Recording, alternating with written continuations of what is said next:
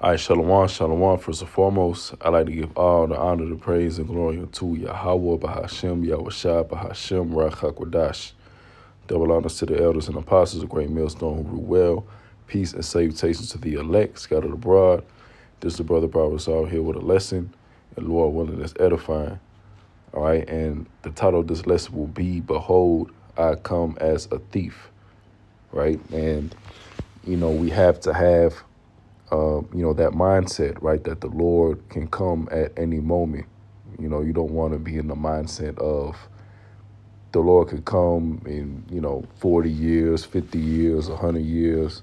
The Lord may not come within our lifetime because, that's pretty much the spirit that you're seeing, these different camps do. Like you had the guy, Alazar, he mentioned something like that. I believe Nate, now he's saying, we don't know when the nuclear destruction could be. It could be all these years from now, decades from now. But, the Lord said peace and safety and then sudden destruction, right? The Lord cometh as a thief. And currently where we are right now, man, I mean, with technology, with how everything is, right? The advancement of technology becoming smaller. Esau looking to, track you through your phone and all these different ways, real ID, all right, 6G, all these things coming to pass. Esau does not need 50 more years to, mandate the MOTB, all right? So you constantly got to keep watch, for these different prophecies because we understand that, the Lord is, the Lord is coming. All right, and that day will come and you want to be ready. You don't want to be in a lackadaisical spirit, not being hot because you think that you got another, 50 years to be wicked. All right, or do whatever to, be in a lukewarm type of spirit. All right. So this is the book of Revelation 16-15. It says, Behold, I come as a thief. This is going into Yahushua. Blessed is he that watcheth and keepeth his garments, right? And the garments are what? What cover you, right? And what's going to cover the elect is what? Their faith, their works, keeping watch of these different prophecies, right? That day not coming to them as a thief in the night because the elect is going to watch, right? And hasten in the Lord's coming, right? Making their calling and election sure. And it says, lest he walk naked and they see his shame. Naked meaning being in sin, right? And a lot of these guys is going to be in shame, right? Because, they've been teaching false doctrine for a long time, man, selling out, all right? Because Esau, these different guys who sold out, if you're a leader that sold out, Esau's not going to be coming to your aid when all hell breaks loose, man. All right, this is the devil. The scriptures go into Satan's wicked devices, right? Let me get it real quick.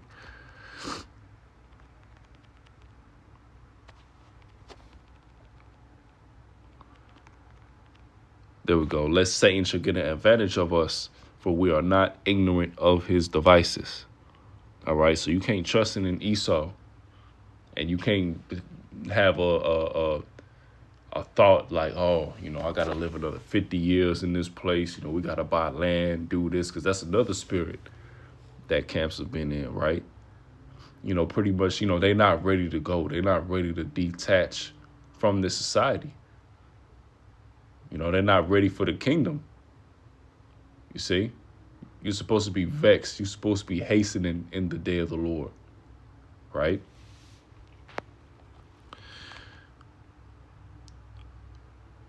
So this is the book of 2 Peter 3:12. It says, start at 10, but the day of the Lord will come as a thief in the night, in which the heavens shall pass away with a great noise, and the elements shall melt with fervent heat. The earth also and the works out of therein shall be burned up. And this is going to the thermonuclear destruction, and this will happen within our lifetime. All right, this isn't something that's, this is gonna happen another 100 years. Nah, man. All right, with how everything has been going, how everything is speeding up. Look how much things has changed since 10 years ago, 15 years ago, 20 years ago, and things are changing more and more rapidly at a more rapid pace, right? Especially since this truth has been broadcasted throughout the four corners of the earth, because the scriptures go into that this word has to be preached to the four corners of the earth as a witness, you see, and that's been able to happen through the internet, YouTube, right? All these different social media platforms. Israelites are waking up to who they truly are, right? And what's also happening is the wicked is being exposed. So everything is happening along prophecy rapidly where it needs to be, right? And the major prophecy that we're waiting on is the mark of the beast, right? Because we currently in the third woe, right? But the third woe and Jacob's trouble, but the third woe and Jacob's trouble won't intensify until that MOTB is passed. All right. Or maybe Jacob's trouble. I'll say the third woe, because Jacob's trouble is going to continue to get worse. And then, the MOTB will be kind of a solution for you to get out of that hell, right? All hell breaking loose. But either way it go, the MOTB is what we're waiting on. All right. And, currently, Esau has everything in play, right? The technological advancements, the economy, crumbling, right? Introducing crypto, introducing a UBI, right? A digital system. We seen it all come into play, and it's not. It don't need another 50, 100 years for this to happen. All right. It says, nevertheless, we according to Salakia. Let me read 11. Seeing then that all these things shall be dissolved, what manner of persons ought ye to be in all holy conversation and godliness, looking for and hasten unto the coming of the day of Yahweh, wherein the heavens being on fire shall be dissolved, and the elements shall melt with fervent heat. Nevertheless, according to his promise, look for new heavens and a new earth, wherein dwelleth righteousness. So that's what we hasten, right? That's what we hastening in, right? A new heaven, a new earth, where things is in order, where the law of the Lord can be established, right? A kingdom ruled in righteousness. You see? So you shouldn't be, it shouldn't be on your mind, retiring in this place and, having long-term, goals in 10, 20 years from now, because this place is getting ready to go, man. All right.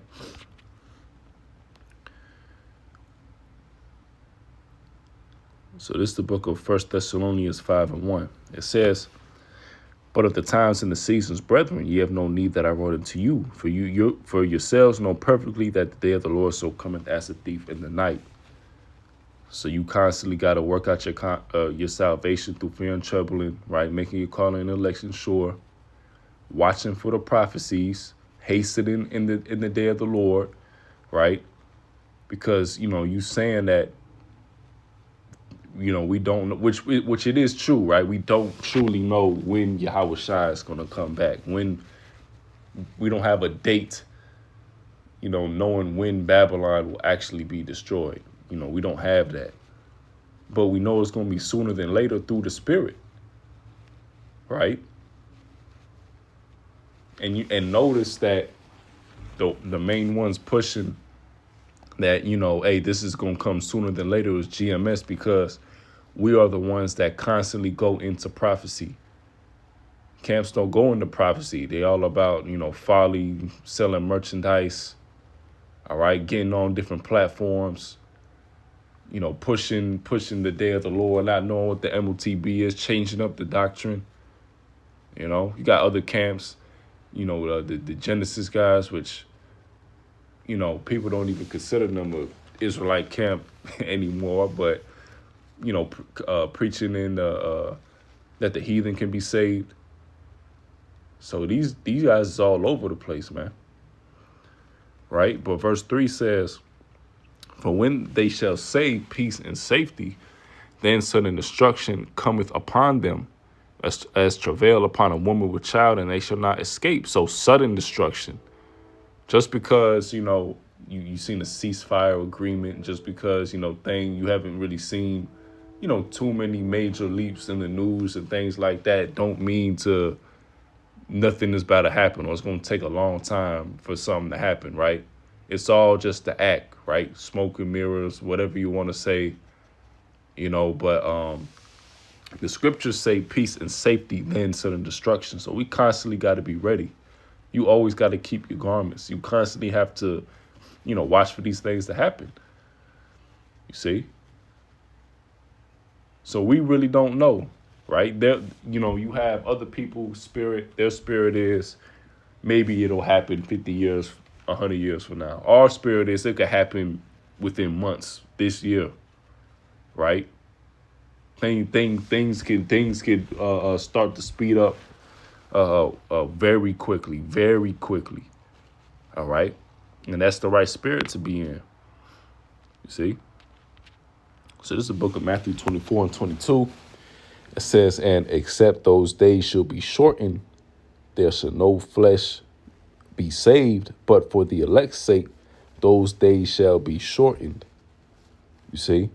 So the Lord is shortening these days, and, we're seeing that. The weeks is flying by, right? The years are going by, especially since we've been in the truth, right? 2020, the C1 to the 9 situation, juice situation. I feel like, that happened, a long time ago, man. But that's just how that's just how things have been moving, man. Right? These days are being shortened for the elect's sake. It says, it says, and except those days should be shortened, there shall no flesh be saved. So if Esau keeps on going, if he has another hundreds of years, 1,000 years, whatever, nobody's gonna be saved for this man. You see? Not to mention the scriptures go into Revelation 12 and 12, right? Which we got it. It says, therefore rejoice, ye heavens, and ye that dwell in them. Woe unto the inhabitants of the earth and of the sea, for the devil is come down unto you, having great wrath, because he knoweth he hath but a short time. You see? Open the effing straight. All right? That's what that devil said, man. So in Esau, he's got that warlike spirit on him.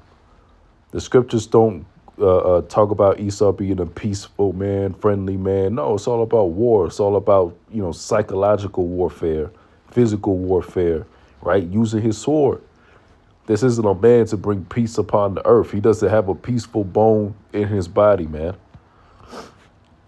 You see? And we getting ready to see that, man. That great wrath is coming. All right? But that'll do it with the lesson, and Lord willing, it was edifying. So with that, I'd like to give all the honor and praise and glory unto Yahweh Bahashem, Yahushua Bahashem, Baruch HaKodesh, to the one.